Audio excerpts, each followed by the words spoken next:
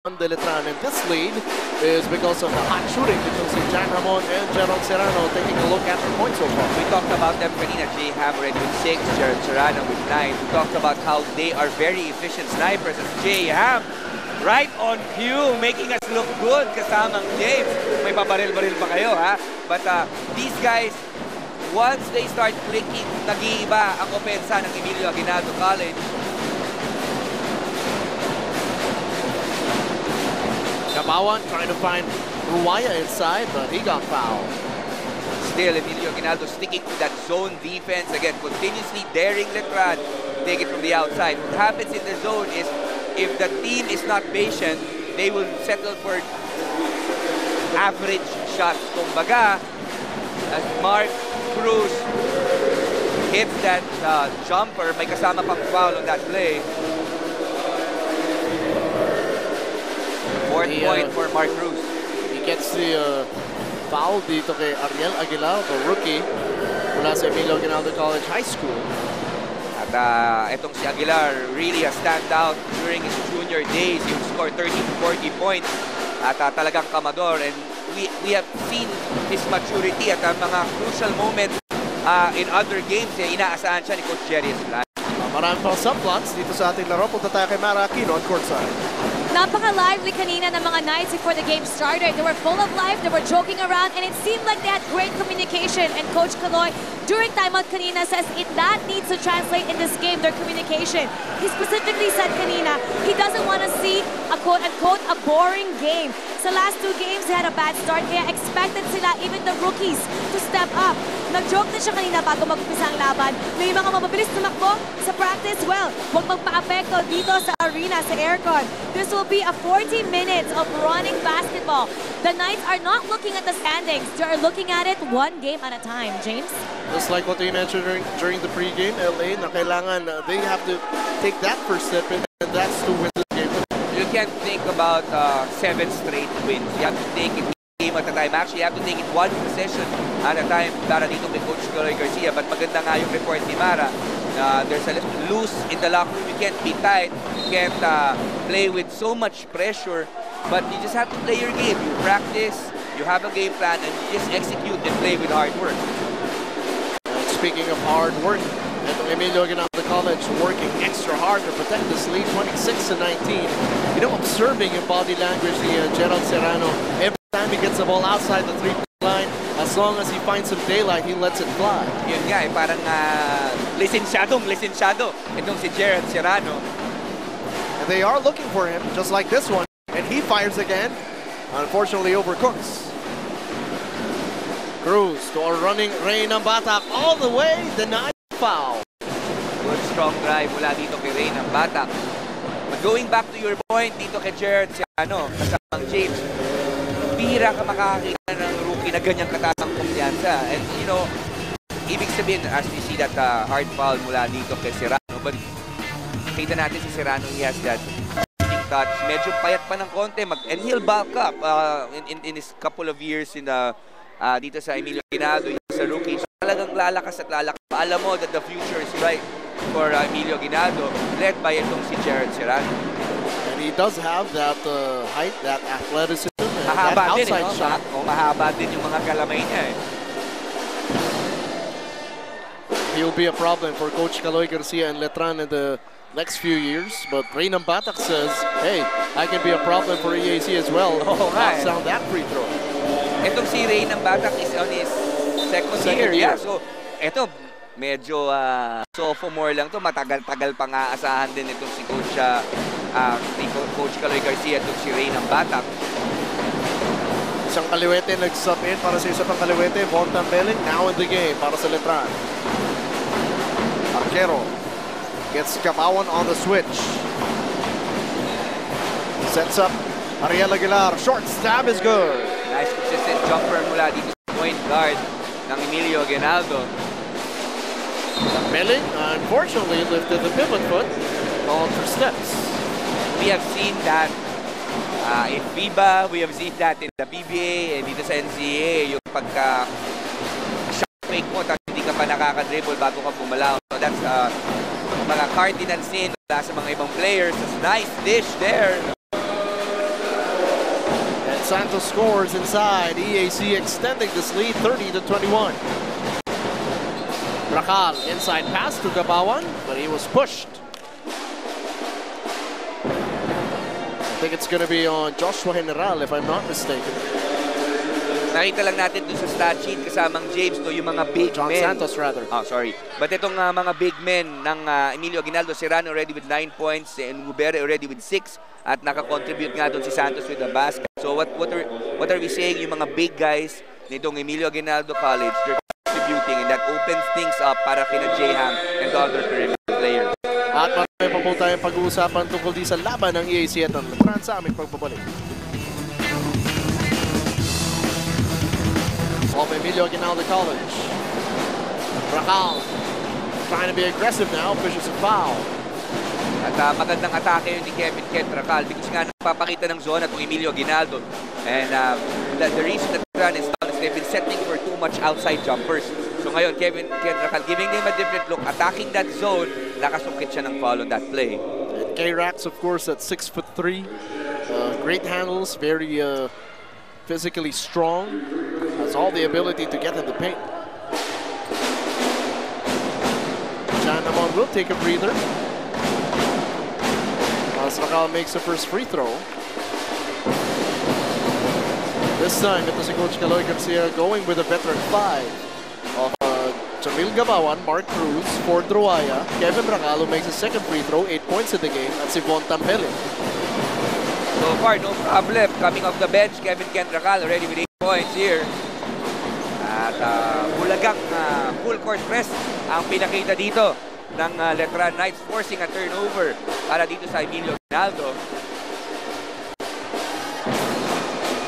Racal at the corner, gives it back to Cruz. A lot of time in the shot clock. They swing the ball from side to side.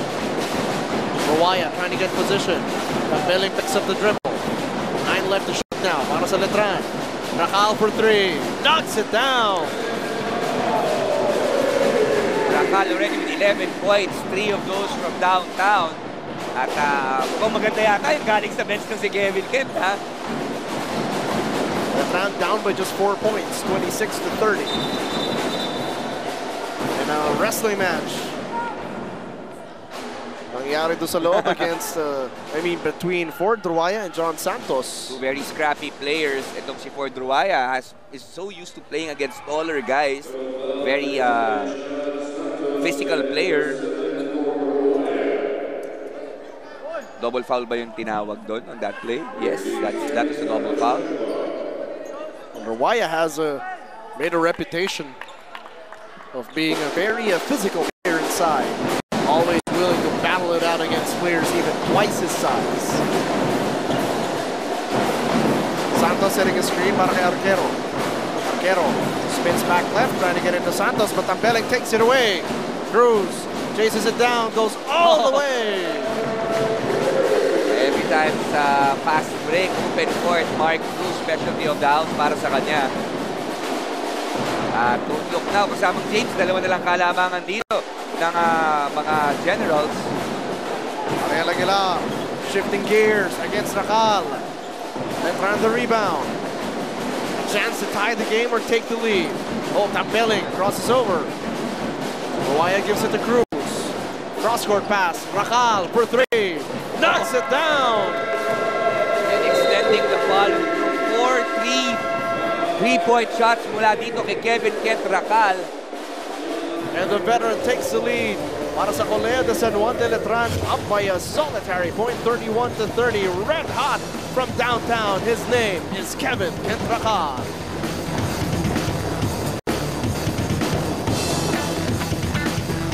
The lead 31-30 against a stunned Emilio Aguinaldo College team.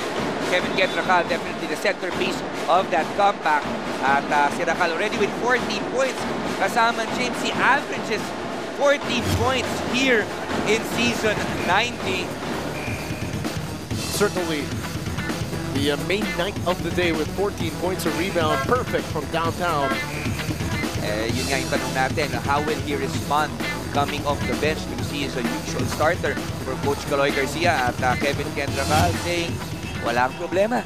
From the bench, starting 5, it doesn't matter. I have the talent, I have the ability, and the experience to make an impact in this basketball game. Kevin Recale, fourth-year player, so may isang taon pa siya para sa Colegio de San Juan de Letran.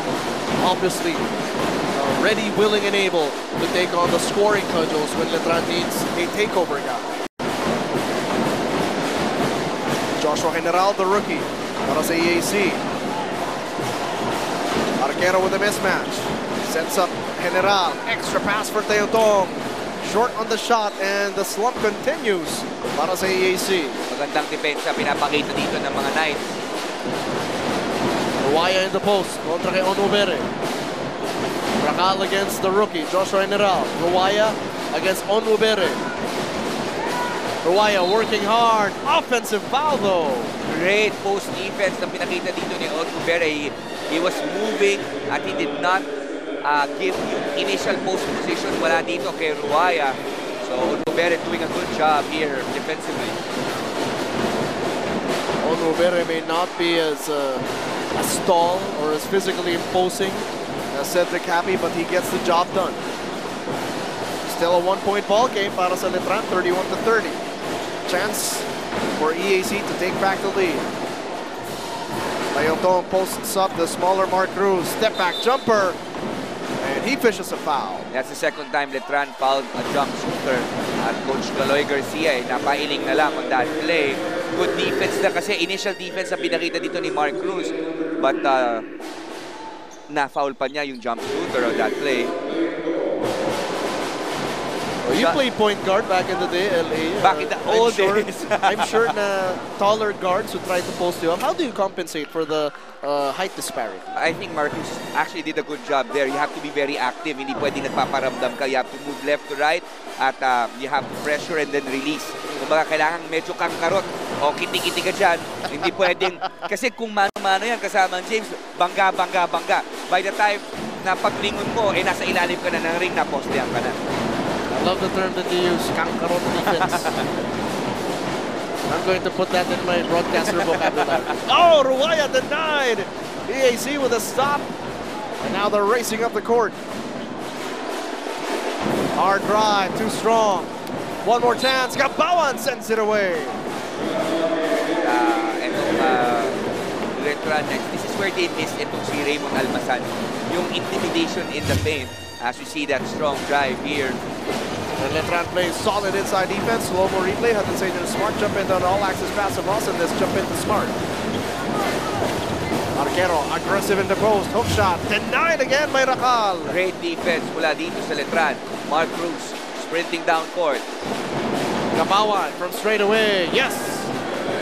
You know, itong Letran bigs, they don't really post up. They are more jump shooting big guys. Gabawan, Ruaya.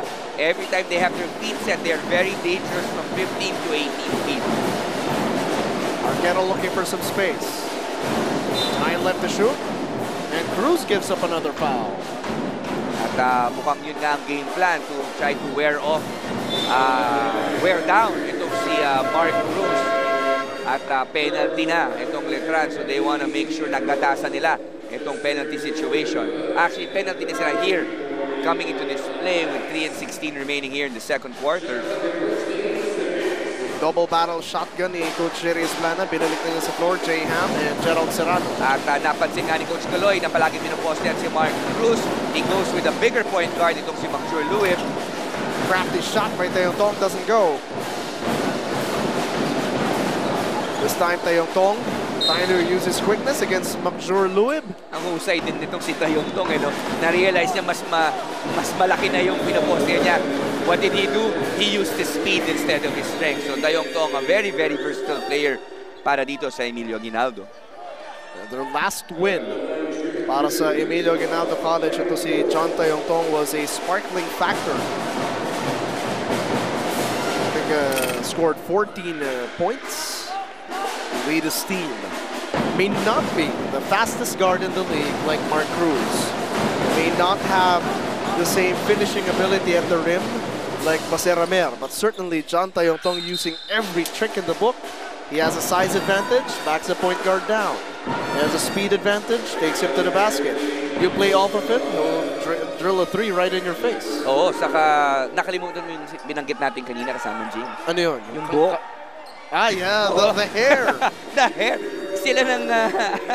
I'm sure Dexter Zamora will have something to say about that. Kasi yun yung slickest hairstyle in the league. Oo, tayong Tong saka si Zamora ng Lyceum, talagang pinakamalupit na talagang slick hair for both of them. But ito, on Gubere, showing a lot of gut here already with 8 points, providing interior scoring for Emilio Aguinaldo. And EAC spreading their hands, making themselves appear wider on defense. Gabao on the fake and the drive. Gets 2 defenders off their feet, pero naagawan si Chester Saldua. EAC looking to extend this lead. Serrano sets the pick for Tayong-Tong. Cross-court pass picked off. Tambeling pushing the pace. Tambeling up high for the finish. Every time itong si Tambeling drive, especially on his left side, his strong side, is very, very difficult to stop. And he has also shown the athletic ability to finish straight to the hoop. Amon calling out the play. Gets Saldua on the switch. 9 left to shoot. Amon wants to dance with the defense. J-Ham denied again by Gabawan. One more chance. Bounces in and out. Rakal on the run. Kevin Rakal. Hard drive and he is fouled. Good strong dive mula dito kay Rakal. At sino ba yung nandiyan? Si Gerald Serrano. Gerald Serrano. Looks like he's okay. Bit shook up on that play, but kita natin dito, Kevin Ken Rakal driving strong at may extra tulak mula dito kay Serrano. He was rushing to get in the lane. Ito si Kevin Rakal to deny him of a drive, pero maaga yung takeoff ni Kevin Rakal. So that's a 3rd foul on Serrano, just a personal foul dito sa rookie ng EAC. Rakal makes the first free throw. Rakal continues his scoring spree here, already with 15 points, surpassing his season 90 averages of 14. Etong si Kevin Ken Rakal, also an all-around performer, is also the leading rebounder for Letran with 7 rebounds a game.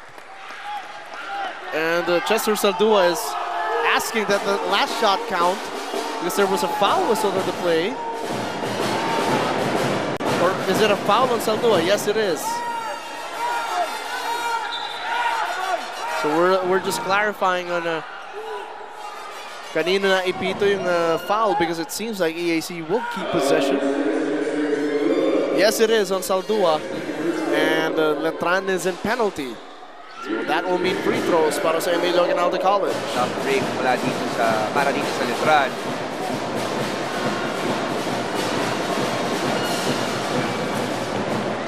Amon takes care of the first. Amon also having himself a good first half, already in double digits with 10 points.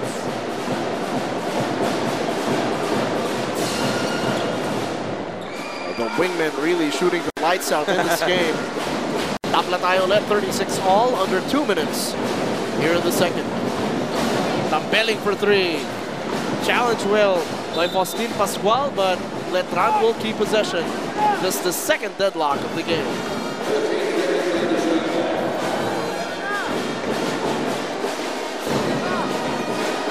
Quinto gives it to Rakal. Tambeling trying to cross up. John Tayong-Tong. Quinto extra pass. Rakal 2 left to shoot.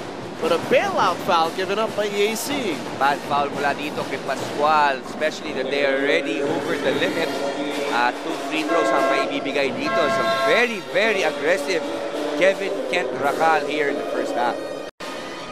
That's the key term that you need. Aggressive. Every time you have a slasher with size who can shoot from the outside and who is aggressive, hinihigop niya yung depensa every time he gets in the lane, and that opens things up for his men under the paint or shooters outside. Napapansin natin, di ba you mentioned kanina itong si Letran really misses ito si Raymond Almasan in terms of the defensive end, but also offensively. Kasi nangyayari before, they just couldn't help out on the perimeter players. So defense would key on Mark Cruz, couldn't key on Mark Cruz at Kevin Racal. Pero without Almasan, talaga nakafocus ang depensa ng kanilang mga kalaban on the perimeter attack nitong mga Letran Knights. 2-point lead para sa Colegio San Juan de Letran. Ayotong with a hesitation. Onubere trying to drive but called for steps. Good break para dito kay Benning because you don't want to jump off a fake ni Onubere. You want to dare him to hit that shot. Buti na lang nagkawagan ng traveling violation itong Emilio Aguinaldo. A minute left to play here in the second quarter. Benning pressured by Pascual. Drives down the middle, kicks it outside to Quinto. Extra pass Saldua, 9 left to shoot. Tambeling looking to take it to the basket, sets up Quinto inside. Nice dish mula dito kay Tambeling, recognizing that the defense ganked on him at dishing it in the last second. 4-point lead para sa Letran kontra EAC.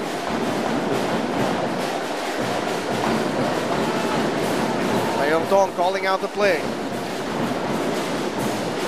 Extra pass, and that's a nice shot para kay Pascual, or John Santos rather. Very difficult shot para dito kay Santos. Almost halos nakatalikod na sa ring when he hit that reverse shot. Rizal checking out the game clock. And a foul whistled on John Santos.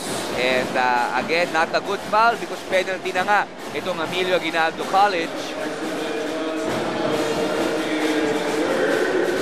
Dahil nga nabanggit natin earlier in terms of these young guys, they contribute but sometimes their over-eagerness, paminsan ng gigigil, would lead to silly fouls such as these. Quinto missing the first free throw. Chance to put his team up by 3 if he makes the second one.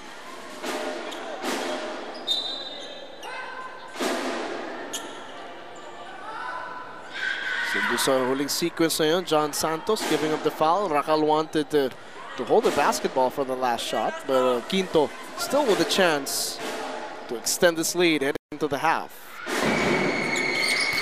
Misses the second. 5 seconds. Hamon trying to chase down the basketball. 1.4 left on the clock. A bit out of control of that play. So second. 1.4 remaining here in the first half. And after a slow start, uy, parang diretso sa atin yung bola on that play. Hindi ako ready doon, James, ha? They probably thought L.A. Mumar was another guy who played for the Knights way back in the day. Lolo ko yun. Lauro Mumar. Mabigyan ng history lesson yung Batang Knights. Last second heat for Ayotong. Up the gas, almost bounces inside, but that will end ang ating unang yugto. 2 puntos ang kalamangan ng Colegio San Juan de Letran. Coach Caloy Garcia still trying to clarify things, but a good thing for the Knights of Intramuros is that they have the lead. Mark Cruz, Kevin Racal giving the team a huge lift. The veterans stepping in and trying to finish what the rookies started. Kevin Racal, will the Racal game continue to sparkle in the second half? Will Tambeling and the other guys step up and contribute for a Letran victory, or will EAC rally back? Magkakaalaman tayo sa pagbabalik ng third quarter dito lang sa NCAA on Sports 5.